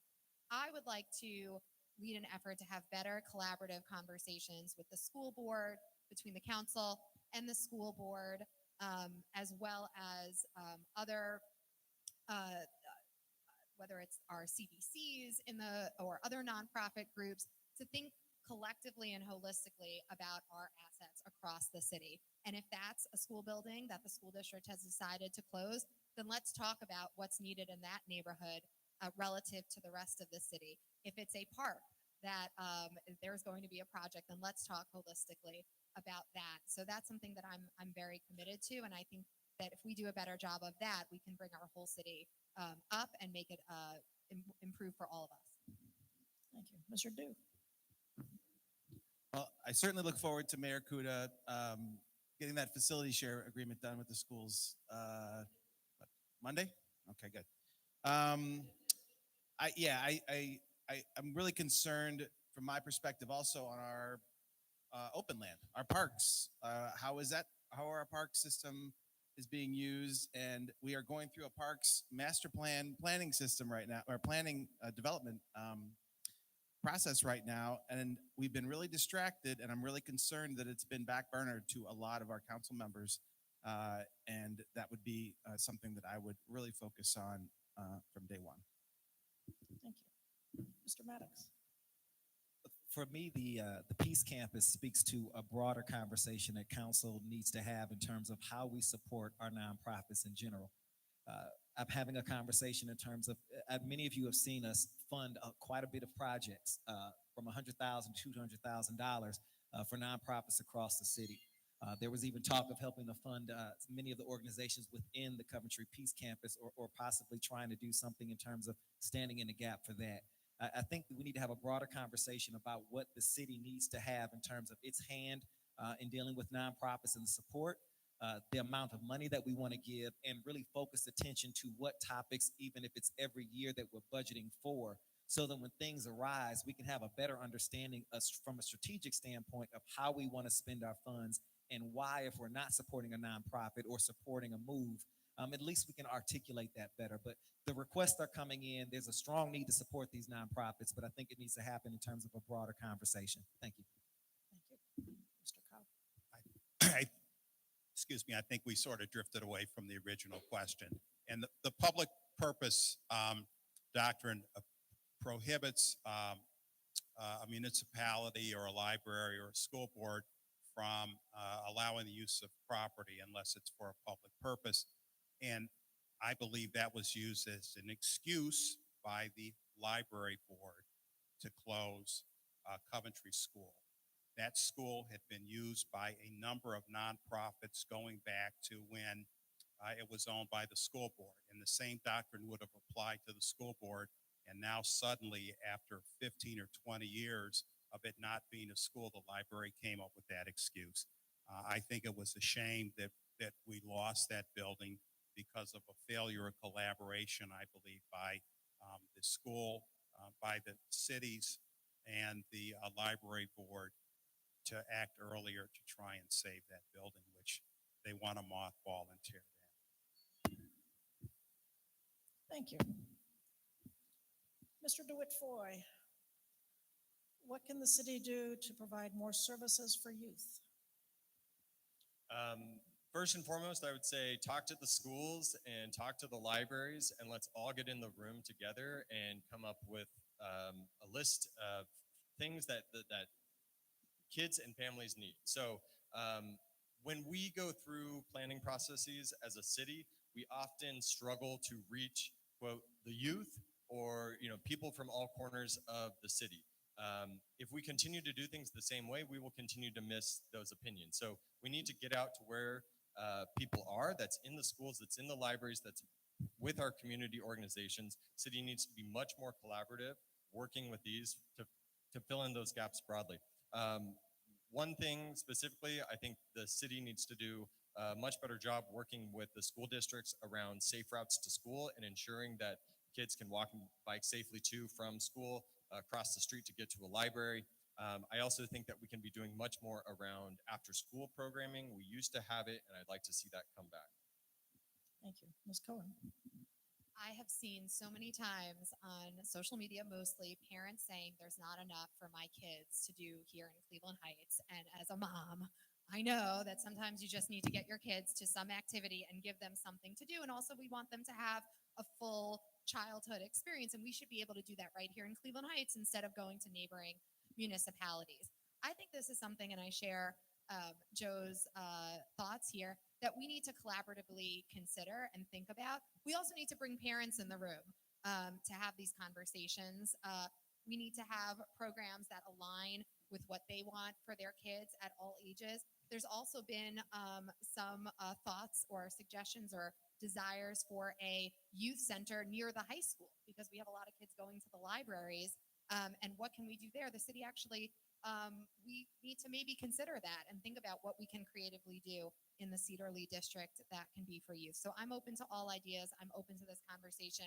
I bring a mom's perspective, and I'm looking forward to it. Mr. Dew?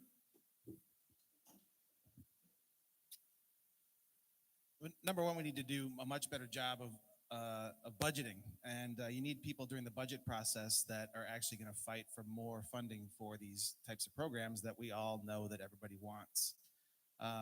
Without the budget, you can't hire people and you can't create those programs. I think historically we've relied on nonprofits, that we've outsourced a lot of the recreation in this city. I think it's time to turn the table back towards us committing resources to hiring coaches, to building soccer programs where we don't, where kids can actually play games. They don't have to go to South Euclid and Shaker to be on a soccer team. And if you want to open doors to the school district, I'm your guy for that.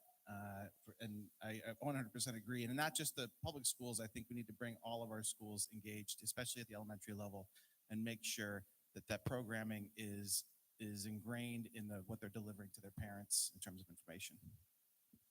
Mr. Maddox? I think it's extremely important that we not just fund our programming, but that we advance it and that we also diversify it. We have a very diverse group of children across our community, but one of the things I've continued to hear feedback is that there isn't something for everyone. And so making sure that we have programming that when everyone goes and they look through the book or they come to community center, they can connect or attach themselves to something, I think is important. And that goes back to working with both our schools and our outside nonprofits to bring unique programming back into this community and finding unique ways to fund it. It's not just about engaging with our young people, but it's creating safe spaces, creating mentorship opportunities and programming, and bringing them into or exposing them to things that maybe they hadn't experienced before. And so I think that if our programming does more than just provide resources, but also thinks about the impact that we want to have, I think we'll have a better off way to go. And so I think budgeting for what we want to do in terms of diversifying those programmings and making sure that we have offerings for everyone, I think is important. Thank you. Mr. Cobb? I'm sorry, could I hear the question again?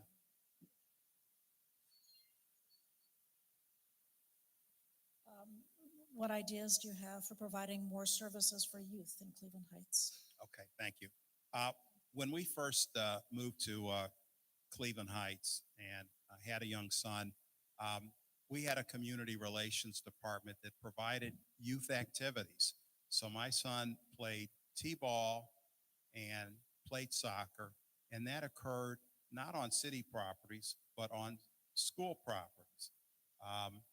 There has been a loss of programming that the city used to have for youth.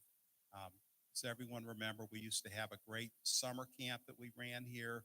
We had aftercare programs and also ran those during the holidays, and we took advantage of all of that. On Friday nights, there ought to be some activity either in the schools or in this community center where teenagers and middle schoolers can go.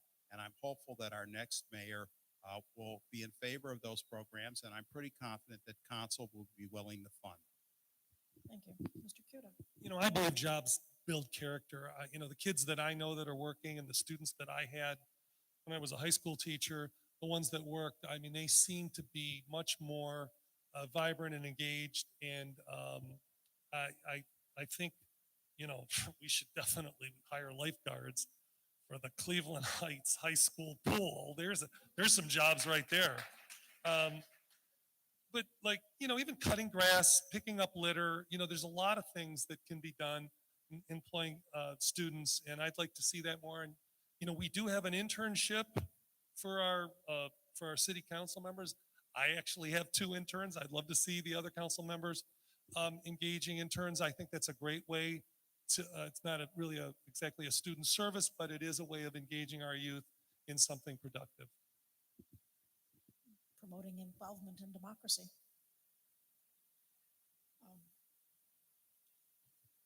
Sorry, we did get a question about the pool, so thank you for mentioning the pool. All right, apparently legislation was proposed called Livable Neighborhoods Initiative, Places of Worship, Zoning Text Amendments. This was legislation that would allow religious organizations to purchase and convert single-family homes in residential neighborhoods into places of worship. If you are on council and considering that legislation, what is your opinion, Ms. Cohen? I could talk about this for hours, since this was planning zoning code changes that we brought as planning commission chair. I only have a minute. The proposed zoning code changes were wildly misunderstood and wildly mishandled by the administration throughout this process. I do think that our community engagement is also somewhat broken, and that contributed to a lot of the misunderstanding. That being said, the city right now is currently open to a significant amount of legal liability because our zoning code does not align with federal law. We are open to legal lawsuits from houses of worship because of the way our zoning code is structured. I was very much looking forward to continuing the community conversation because, like I said, policy is not a zero-sum game. It happens when all of us come together and discuss these issues, dispel misconceptions, and actually talk through what could work and what doesn't. And so I am very much in favor of bringing the amendments back for a public hearing and for a public conversation, and I will do so if I'm elected. Thank you. Thank you. Mr. Dew? On a base level, I absolutely agree with Jessica that we need to be in line with federal regulations. On a personal level, it's really a tricky conversation to have in this community because I know that it really does speak to some neighborhoods really want this, and I know that I would be against it personally, someone creating the house next door to me, turning it into a house of worship. So, and I think that a huge percentage of the population in Cleveland Heights agrees with me. So I'd be for maybe some percentage of a block has to agree, 80%. I don't know what the number is, but like for something like that to happen, I would think that there'd have to be full buy-in from a certain block for that to be allowed on a more regular basis. Thank you. Mr. Maddox? I stated at the time, for me, this is personal. As a pastor, I recognize that there are certain things that happen in terms of programming and churches and services that will be very, very difficult to be able to deal with in a neighborhood. For instance, it's 7:39 here on a Wednesday night. You do not want my church next door to your house, midweek service with a full band going in. Let me tell you, we're going to have church. And so I think it just depends on the type of worship style as well. And so that's why I'm having broader conversations about this. Depending on how you worship, it may work in a neighborhood or it may not. For our charismatic brothers and sisters in our congregations, there is just no way you would want to be anywhere near that. I wouldn't want to live next door to my church when I get out of it. And so there's conversations that I think that we should have in the community in terms of feedback. So I'd like to hear more about what the community thinks about that, if there is a way to do that. But that was my misgiving for that. Just thinking in terms of my context and how we worship, I just couldn't imagine. It'd be something different. Thank you. Mr. Cobb? Another lawyer sitting up here. Jessica got it right. I have concerns that the city could face some legal liability for discriminatory zoning practices. The reality is that there are some houses of worship that are in operation right now.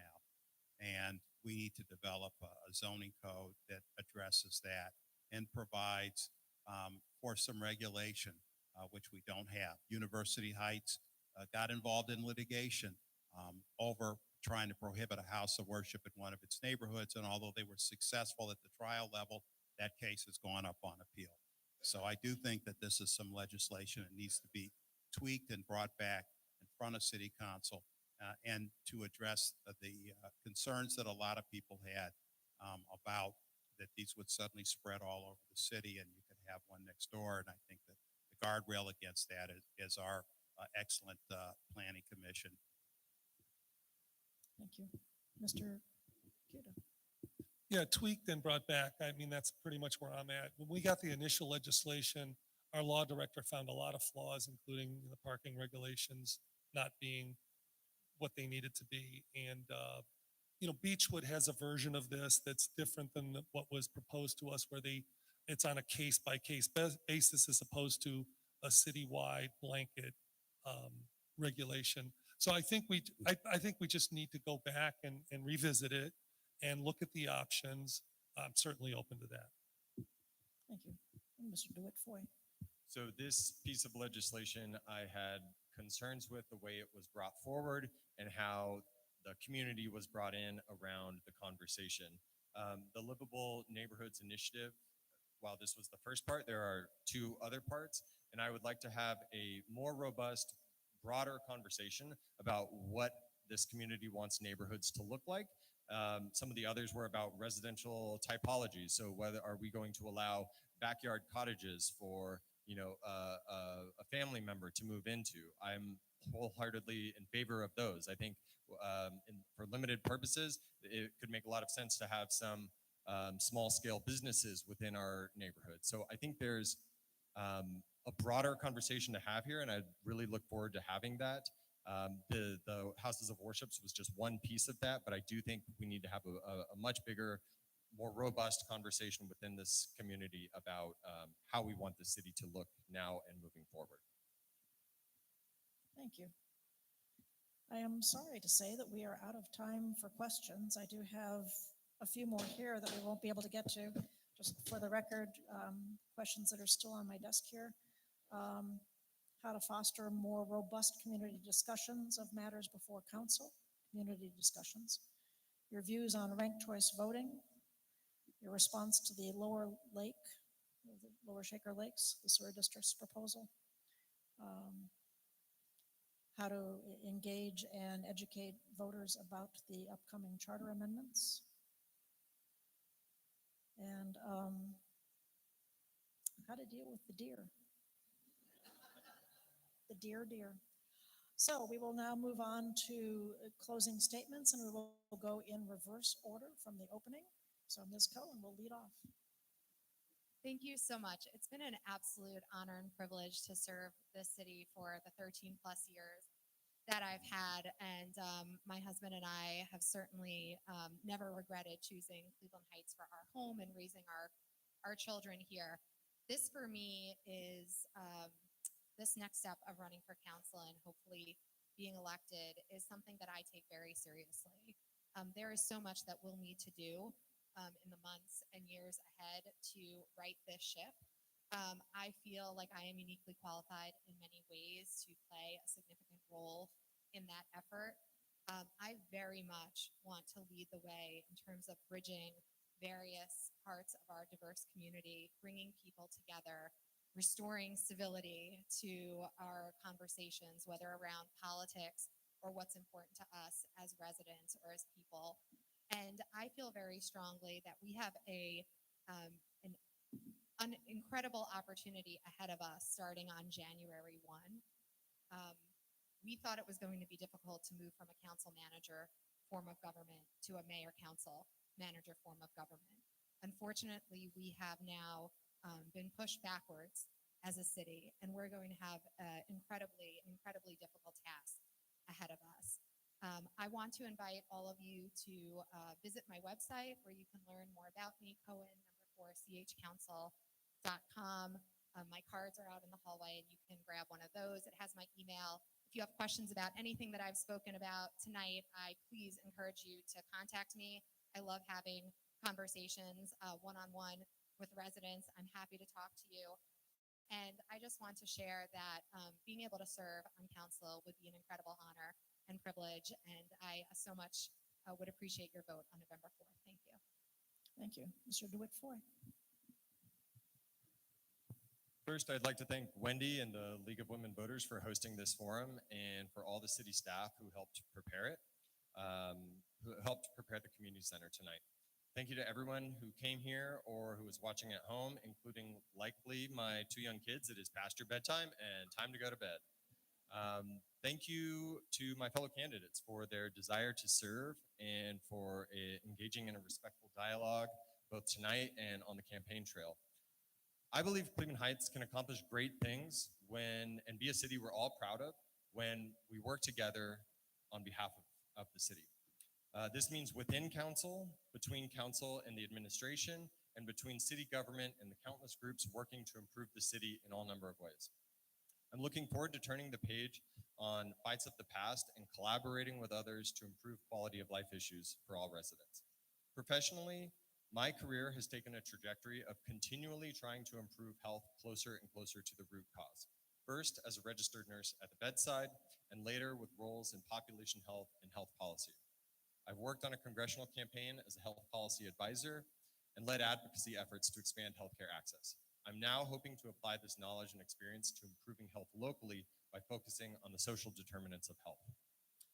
When cities are designed with kids in mind, they end up working well for everyone, regardless of how you define family. They also become more desirable places to live for both current and future residents. I believe that if the government of Cleveland Heights is focused on delivering quality of life improvements, we will see natural, healthy growth in our population, as well as opportunity for all residents. I'm excited for the challenge and ready to get to work. Thank you for your time and engagement tonight. Thank you. Mr. Cuda. Thank you, Wendy. Thank you, League of Women Voters. This is wonderful. You know, I'm sure you can guess that I've had a heck of a couple of days, and I wasn't even on the ballot yesterday. But this reminds me of why I'm doing this. You know, the questions that come forward, the issues that are facing us, the great people that are putting themselves, you know, forward for this office, and the 2 mayoral candidates that are here tonight as well. You know, you never really get to spike the ball and, you know, finish, you know. I mean, this is an ongoing thing. We're an inner ring suburb. We are going to have a lot of work to do. And this is a great community. We love it. We're quirky, maybe a little kooky, but I mean, we all love it here. And we want our government to live up to what you should expect from us. You know, but we have some challenges that are different than other suburbs. I mean, we have severance, and that is a huge challenge for us. We've been making progress because Namdar, the owner, has agreed to a contract with a master developer out of Long Island, and I want to be there when this happens. I want to use the experience I've gained over the last 4 years in making zoning decisions and all the other decisions we have to make there, because I sit on the board of control of Severance as well. We have a consent decree that we're under. Hundreds of millions of dollars in sewer and water reconstruction. Now, we don't have to all pay that out of our money, but there are some decisions we're going to have to make. And Lower Lake that came up, but we didn't get to it. We just got an introduction to that, but we you know, these are big decisions we have to make. So thank you so much. It's been an honor the last 4 years. I'd love to serve 4 more years. Thank you. Mr. Cobb. Yes, thank you to the league again for hosting this event, and to all of you for taking time from your busy schedule to come here tonight. You have 6 great people sitting up here. I don't think you can go wrong with whatever 4 you select. I hope I'm one of those 4, but I think it's reassuring, just like we had a great pool of mayoral candidates, that you have a great pool of people that love this city and want to do good and great public service. If you have any unanswered questions from tonight, I'm glad to have a phone call with you or meet you over a cup of coffee. Those of you that know me know that I am in the Starbucks at Cedar and Fairmount 7 days a week, usually between 7 and 8 o'clock. So if you want to come in and chat with me or say hi, you can find me there.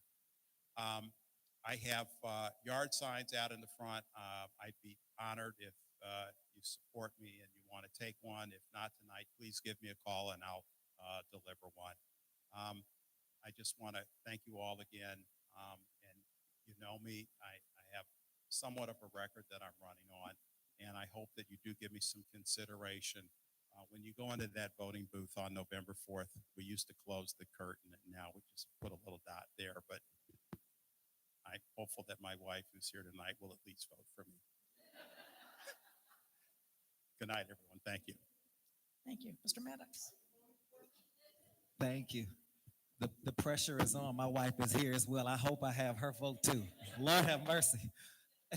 I just want to thank everyone again for coming out tonight and thank the League of Women Voters for doing this. And before I go any further, I just again want to say thank you to both our mayoral candidates. One of our mayor's in this room tonight. Isn't that crazy? And so you have Councilman Russell and Councilman Petrus both here tonight, hearing and listening and engaging with us. And so I hope as you're speaking to us tonight, you also take the time to talk to them tonight. And I bring that up because no matter what, in some type of form, this is the future. This is our leadership here going forward in the city. I'm hoping that I can continue to finish what I started through transparency, community engagement, diversifying boards and commissions, diversifying our programs, lifting home ownership, and trying to really speak to the marginalized situations that we have here in the community. Again, I want to finish what I started. We have a lot going on. We have charter amendments. We've got a new mayor coming in. We've got so much happening. But while that's happening in the background, we still have potholes. We still have 70-year-old women who are in rentals that are falling apart on themselves. We still have young people who don't have safe places to go, who are looking for additional programming. We need stronger relationships with our school district and our outside partners. There's still a lot of work to do. I love this city. I'm invested with this city. Prior to running for office, I worked for this city. I've been working for this city since I was 12 years old, and I want to continue to serve this city. This is my way of giving back. This city built me and made me who I am, and so I'm hoping that I can do something to make this city a little bit better than I left it off. And so I'm hoping for the next 4 years to continue to complete what I started and really fulfill some of those missions here, both not just on the north side of town, but the entire community. And so again, thank you for this opportunity tonight. I can be found on Instagram at Anthony Mattox, Mattox, and Anthony Mattox Jr. Re-elect Anthony Mattox Jr. on Facebook. Got all kinds of websites and stuff. You'll see my bright yellow signs out there. So thank you so much. Thank you. And Mr. Dew. That's okay. Everyone up here wants to build some bridges, build more bridges. I'm excited that I come to the table while I'm new blood. I also come to the table with 12 years of bridges, both in this city and across the region. This is a critical time for recreation in our city, from decisions around Lower Lake to rebuilding, expanding rec programs to continuing the momentum at King Park. And let's not forget about that master plan. We just got to make sure we have eyes on that, people who actually care about recreation in our parks. I'm running a $0 campaign, which some of you may know. That's not because I'm unserious. It's because I'm deadly serious, and I think that Citizens United is the rot at the core of our democracy. So on that note, if you want to upcycle your recall signs, you can flip them inside out and write "Vote Do" on them and put them back on back on the bar there. We'll have instructions for how to make your own yard signs coming out tomorrow, I think. So. If you'd like to learn about me, more about me or the other candidates, honestly, you can check out my podcast, Due Diligence, wherever you get your podcasts. Video versions are on my website, dewmediainc.com. Jessica Cohen and I will be interviewing each other in the coming days, and so that should be interesting. Look for that. We need as many people as possible right now to put the petty politics aside and turn the focus back on serving residents. I look forward to convincing voters that showing you what I stand for. Thank you. Thank you very much. Thank you, League. I want to thank everybody for showing up tonight, the candidates, the voters, my fellow League volunteers, our videographer. This couldn't happen without any of you. And I would especially like to thank the candidates. I think this is the first forum I have moderated where the candidates do not feel obliged to keep talking until that 1 minute stop thing went up. If you were done talking, you just stopped. It's revolutionary. And I would like to thank all of you for paying attention for 2 hours, thereby disproving the idea that we can't focus for more than 30 seconds. We can if we have something interesting to listen to. Next Wednesday, here, same time, same place, the 2 mayoral candidates and the city charter review information, an informational forum. The following Thursday, the 25th, will be the school board candidates. And the voter guide will come out the beginning of October with the Heights Observer. Come out in the October Heights Observer issue and will be posted online, and we will get print copies out in various community locations. Thank you, one and all. Let's keep this democracy rolling. Janice is waving her hand. Turn in your forms with your name.